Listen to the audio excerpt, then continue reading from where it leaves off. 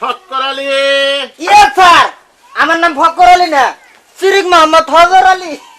আরে ফজর আলী ফক্কর আলী ওই একই কথা। ফক্কর আলী, রোগীর সংখ্যা কত? Sir 3 dozen. এক এক করে এবার রুগীকে ডাকো। জি স্যার। আকেল আলী হাজির। জমানো ব্যথা বলতে পারি না কথা, 3 মেয়ে দিয়েছে চাকা, পকেট আমার একদম ফাঁকা, থাকতে পারি না একা।